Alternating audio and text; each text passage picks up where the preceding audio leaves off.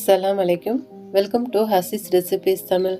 நம்ம இன்னைக்கு பார்க்க போகிறது மாதுளம் பழத்தை வச்சு ஒரு சூப்பரான டேஸ்ட்டில் மாதுளம்பழம் ஜூஸ் தான் எப்படி பண்ணலான்னு பார்க்க போகிறோம். இதோடைய டேஸ்ட்டு நம்ம ஜூஸ் கடைகளில் குடிக்கிறது போலவே செம்ம டேஸ்ட்டாக இருக்கும். இந்த பழத்துடைய ஜூஸ் டேஸ்டியாக மட்டும் கிடையாது, ரொம்ப ரொம்ப ஹெல்த்தியானதும் கூட.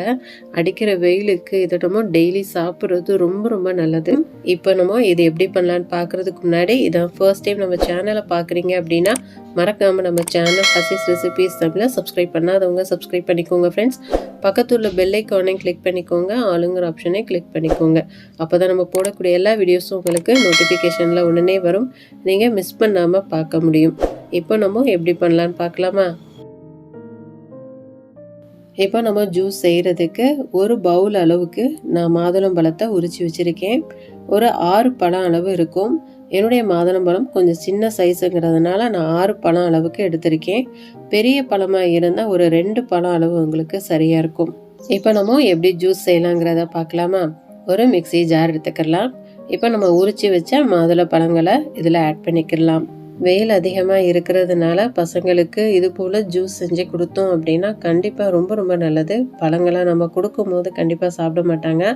இது போல் நம்ம ஜூஸாக கொடுக்கும்போது கண்டிப்பாக விரும்பி சாப்பிடுவாங்க. இப்போ நம்ம இதை அரைச்சி எடுத்துகிட்டு வந்துடலாம்.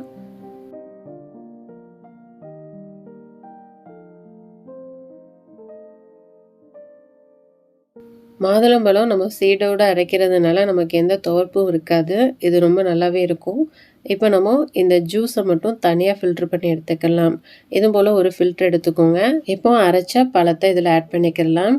ஸ்பூன் இல்லைன்னா ஸ்பேச்சுலா வச்சு நீங்கள் இந்த மாதிரி புழிஞ்சு எடுத்துக்கோங்க.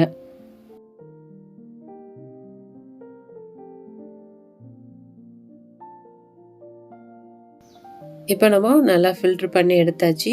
ஆனால் இதில் மறுபடியும் கொஞ்சமாக தண்ணி ஊற்றி அரைச்சி நம்ம ஜூஸ் எடுத்துக்கலாம். ஒரு 1/4 டம்ளர் அளவுக்கு மட்டும் தண்ணி ஊற்றி இது போல் அரைச்சி நீங்கள் ஜூஸ் எடுத்துக்கோங்க.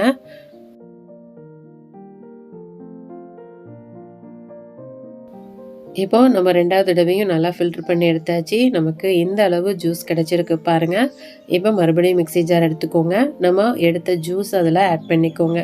நமக்கு 3/4 பவுல் அளவுக்கு ஜூஸ் கிடச்சிச்சு. அதுக்கு ஒரு 1/2 டம்ளர் அளவுக்கு மட்டும் நம்ம பால் ஆட் பண்ணிக்கலாம். ஒரு 2 டேபிள் ஸ்பூன் அளவுக்கு நான் சுகர் ஆட் பண்ணிக்கிறேன். சுகர் உங்கள் டேஸ்ட்டுக்கு ஏற்ற மாதிரி நீங்கள் அட்ஜஸ்ட் பண்ணிக்கலாம். கொஞ்சமாக நம்ம லெமன் ஜூஸ் ஆட் பண்ணிக்கலாம். ஒரு 1/4 லெமன் அளவுக்கு ஜூஸ் ஆட் பண்ணோம் அப்படின்னா சரியாக இருக்கும். ஒரு 40 செகண்ட் அளவுக்கு நல்லா அடித்து எடுத்துக்கலாம். அந்த சுகர் எல்லாமே நல்லா கரைஞ்சி வரணும்.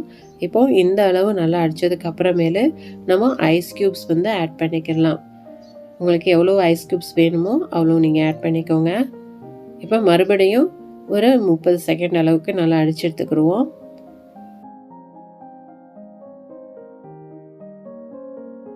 நம்ம ஜூஸ் இப்போ சூப்பராக ரெடி ஆயிடுச்சு.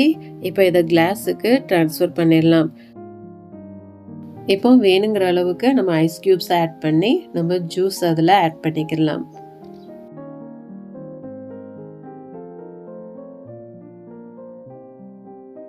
இப்போ நம்மளுடைய மாதுளம்பழம் ஜூஸ் சூப்பராக ரெடி ஆயிடுச்சு. கடைகளில் சாப்பிட்றது போலவே அவ்வளோ டேஸ்ட்டாக இருக்கும். கண்டிப்பாக நீங்களும் ஒரு தடவை செஞ்சு பாருங்கள். செஞ்சு பார்த்துட்டு இது எப்படி வந்ததுங்கிறத எனக்கு மறக்காமல் கமெண்ட்டில் ஷேர் பண்ணுங்கள். இந்த வீடியோ கண்டிப்பாக உங்கள் எல்லாருக்குமே யூஸ்ஃபுல்லாக இருக்கும்னு நான் நம்புகிறேன். யூஸ்ஃபுல்லாக இருந்துச்சு அப்படின்னா உங்கள் ஃப்ரெண்ட்ஸ், ரிலேட்டிவ்ஸ் எல்லா பேருக்குமே நிறைய ஷேர் பண்ணி விடுங்க. அவங்களுக்கும் யூஸ்ஃபுல்லாக இருக்கட்டும். மறக்காமல் நம்ம சேனல் ஹசீஸ் ரெசிபீஸ் தமிழை இது வரைக்கும் சப்ஸ்கிரைப் பண்ணாதவங்க சப்ஸ்கிரைப் பண்ணிக்கோங்க ஃப்ரெண்ட்ஸ். நம்ம நெக்ஸ்ட் வீடியோவில் பார்க்கலாம். தேங்க்ஸ் ஃபார் வாட்சிங்.